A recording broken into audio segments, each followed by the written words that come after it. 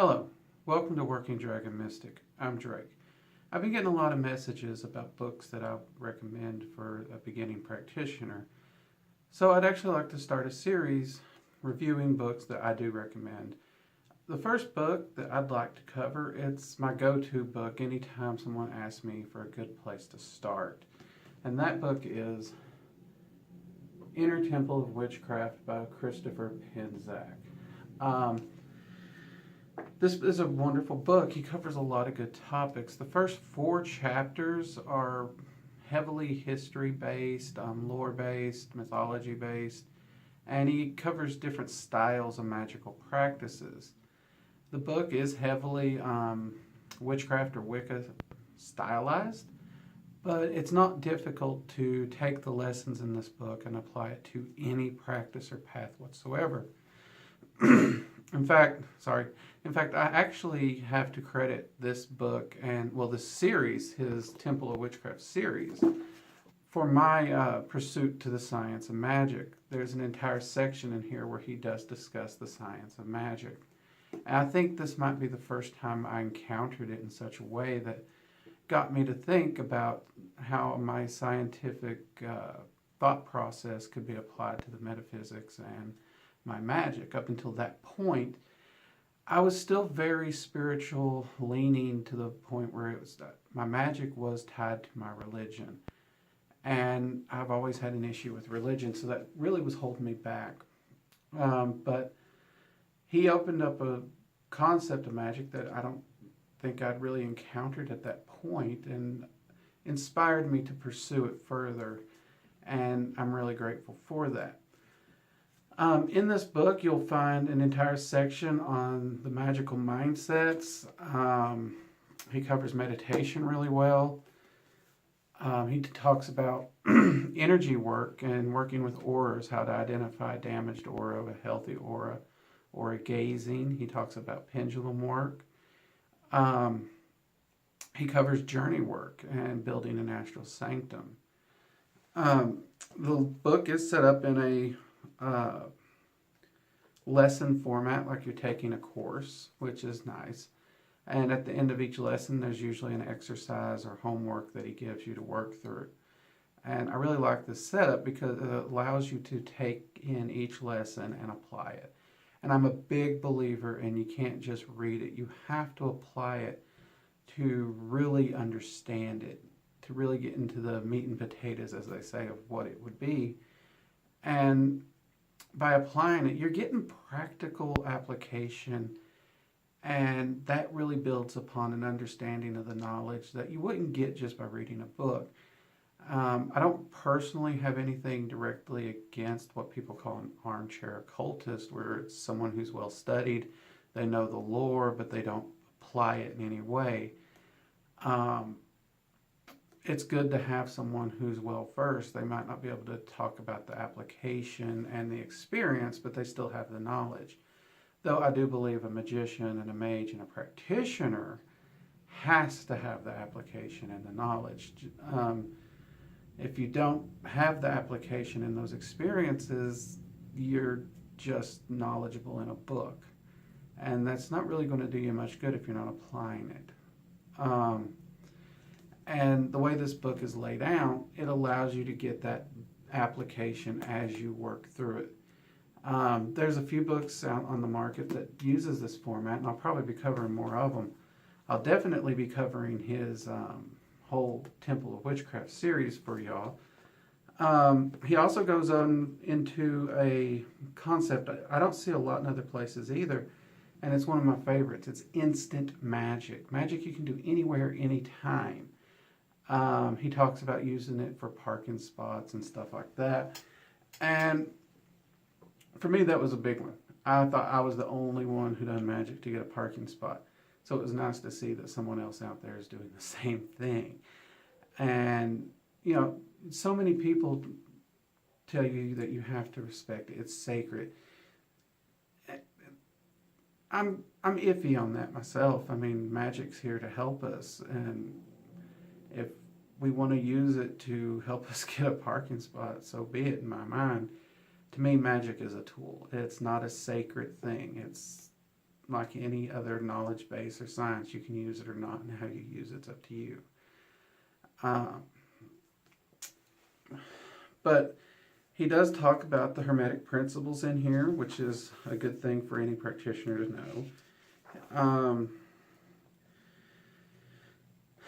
Let's see, he covers shielding, which, again, as I mentioned in my grounding and shielding video, that is a really great and really principle foundational practice for any practitioner. He talks about cleansing the aura. He does have some graphics in here to kind of give you an idea. There he's kind of demonstrating what a damaged aura and a healthy aura look like. He also talks about when you're feeling energy or perceiving energy, don't just look with your eyes and ears. He's like, pay attention to what you feel. And he's one of the few people who goes into that. I know I did a video on the arcane senses, and I said they can be developed, and they can. But I also said that very few authors even offer up any information or viewpoints that really help the beginner. He's one of the ones I've noticed that have. Christopher Penczak is really in touch with, I guess you'd say, the feelings or what it's like to be that beginner, that to a new thing, the oddball out, just trying to get your feet wet. That's a wonderful thing for him to have and to present as an author. So few seem to have that. So his ability to connect on that really basic personal understanding of when we're all new to the practice, that's something I really respect about him. He does cover the chakras as well, which is also, in my mind, that's a great thing to cover. I know a lot of people use them. I know a few practices that they try to ignore them, but they are still there, like it or not. He covers the levels of reality in here, which is, it's similar to a reality diagram, like the tree of life and whatnot. He covers dream work. I did say he covers journey work, I believe. If not, he does. He covers it. I'm sorry, I am flipping through the book a little here, because this book contains a lot. There's no way I could remember everything to give you guys a good review. I mean, it's a massive book. He covers spirit guides. His view on spirit guides is a little interesting. He has what he would classify as different classes of spirit guides and what they primarily do. Not that they're limited to that, which, for my taste, that particular section was a little elaborate, but at the same time, I love the information the same, because it really gives you a perception of what spirit guides can do. Maybe I read that section a little too literal, as these are what spirit guides do, these are the categories, that's it. But if I look at it as, this is a concept and an ideal what they do, I love that section absolutely entirely. And I think my first time through, I may have actually read that too literally. He does talk about making contact with spirits and spirit guides. He covers clairaudience a little bit. He discusses healing work, diagnosis.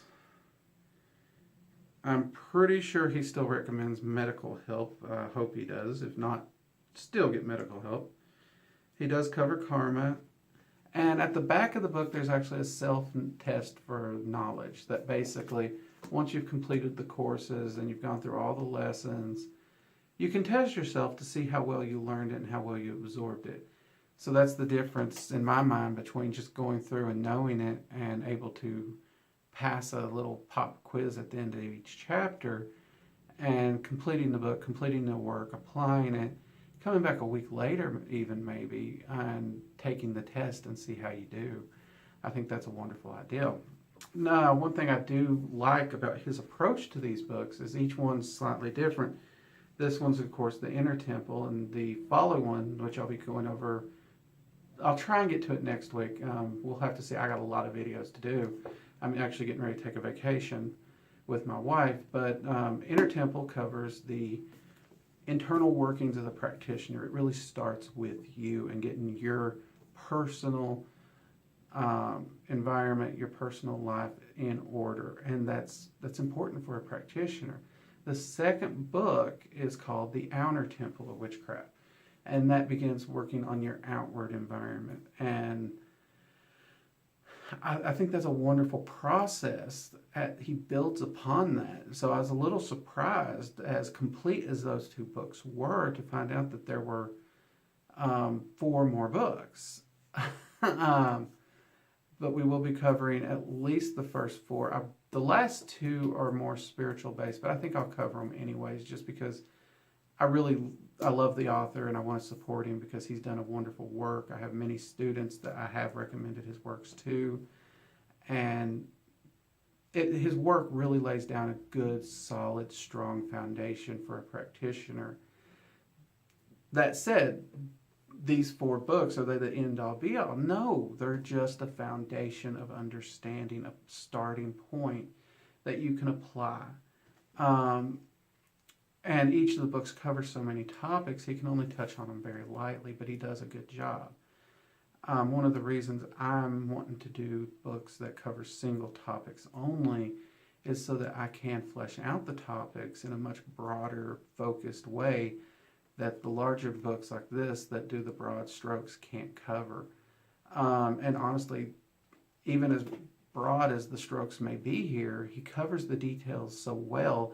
It took him 4 books, and the 4th one, I mean, it's massive. It's like that, like 2-3 inches thick, and it's just piled full of information.